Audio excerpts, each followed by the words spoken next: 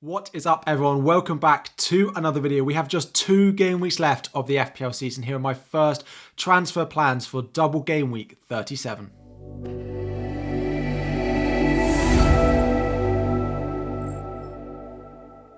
What is up, everyone? FPL Harry here, and today, game week 37, first look, first transfer plans about what I'm going to do with my team, what I'm considering doing with my team, and any talk about any potential news that we've had over the weekend, any potential injuries as well, which might be the key talking point looking. I've got Marcus Rashford in my lineup. Let me know how you're getting on so far in game week 36. I'm recording before the Brighton versus Arsenal game. It has just finished. Ederson has just got his clean sheet for me in the Manchester City Everton game. Before we dive in, if you haven't already, please make sure you're subscribed to the channel and you like the video as well. Try and hit 1,000 likes as always. So, my team for double game week 37 is looking like it is on screen. We have 8 double game week players. We have Ederson in goal. We are putting Kepa on the bench, not just because I think Ederson is a better choice, but also because Kepa did lose his place in the Chelsea lineup to Mendy in game week 36. If you have Kepa, you might want to be considering where else you could go in goal, because I'm not certain he'll get his place back. Although Mendy was at fault for one of the goals, I don't necessarily think there'll be a reason to switch back to Kepa after that 2-2 draw with Nottingham Forest. In defence, our single game week player in Trent Alexander-Arnold combining with Mo Salah, 2 of my single game week players. And then the other single game week player at the moment is Alexander Isak. It's either going to be Isak or it's going to be Trippier. Again, both with the same fixture there, both with that Leicester at home match. Currently going with Isak just because there have been leaking goals for Newcastle. Leicester, although not that great defensively, are scoring the occasional goal, are scoring some goals. So I am going with Isak over Trippier at the moment. In terms of those double game week players, Shaw comes back in. I benched him this week. What a nightmare. He's back to left back as well, where he looks really, really good. Estupiñán, not that happy with him, and I think there could be some Brighton rotation in that Southampton at home fixture in the first half of game week 37, which is a bit of concern. Combining with him, though, we have Matoma, we have McAllister, happy with them. Fernandes, again, continues to run the show. Not that many FPL points, but happy with him. He did pick up an assist in game week 36.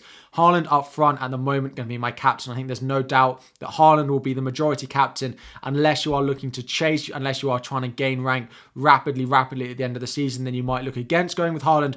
But right now, I think he's a great option. Then we have Marcus Rashford, the final player in my team, where a lot of potential transfers will look to be focused if he is going to be out for it. So Marcus Rashford is where I might focus my transfer. If he's fit, I might look at adding another Manchester City player. So if we look at the teams that have the double game week in game week 37, we have Brighton, where I've got 3 of them already. We've got Manchester United, where I've got 3 of them already. Chelsea, we don't want any of them because they're away at Manchester City, away at Manchester United, and we look so poor at the moment. Then the only one left is Manchester City, where I only have 2 of their assets. So I could, if Marcus Rashford is back, look to add a third Manchester City asset elsewhere in my team. That is possible. I only have 1 free transfer, 0.5 million in the bank. I don't want to be taking hits this close to the end of the season as well. So if we do know that Rashford is going to be fine, then I might use my transfer elsewhere. However, if Rashford is going to be out, that will be where my transfer is going to go. I'm not going to take a -4. So if Marcus Rashford is out, there are probably 3 options, well, maybe 4 options, but 3 real options I could go and get. Now, the fixtures from Manchester United are nice. I do hope that Marcus Rashford is going to be back. If he's going to be back for the first half of game week 37, as a certainty, I will keep him. I don't really want to sell him with Bournemouth away, Chelsea at home, Fulham at home in their final 3 games. I could move elsewhere in Manchester United, although I don't love him as a player.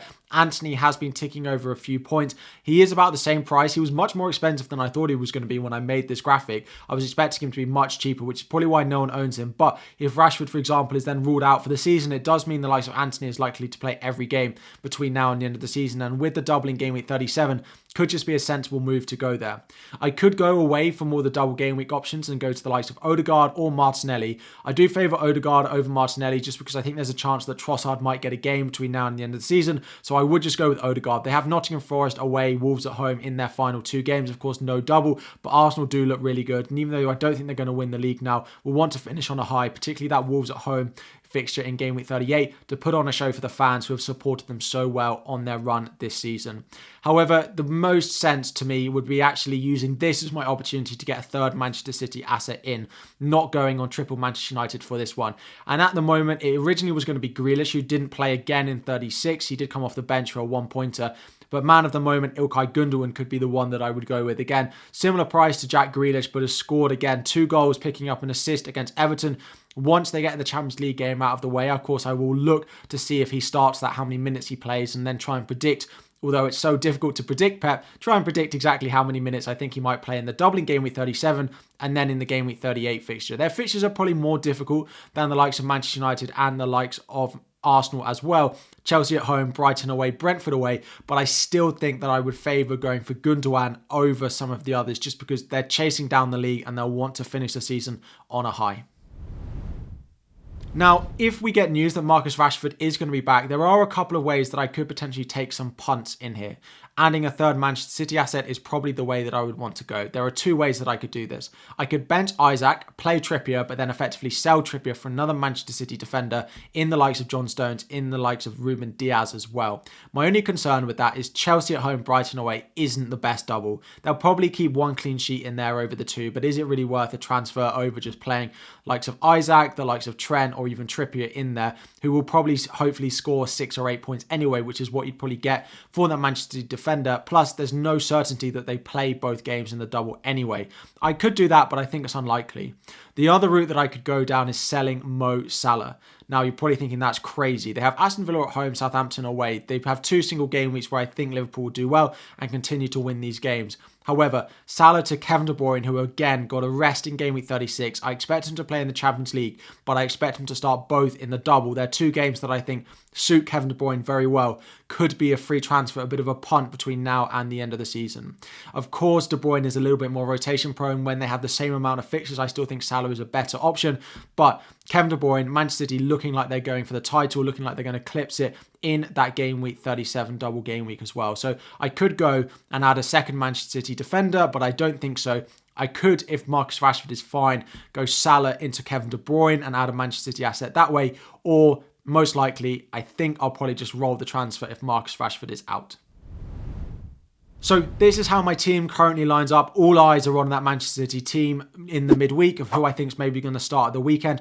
Plus all eyes on the Manchester United press conferences and whether we think Marcus Rashford is going to be back fit and available for Game Week 37 for their double and for the final day of the season as well.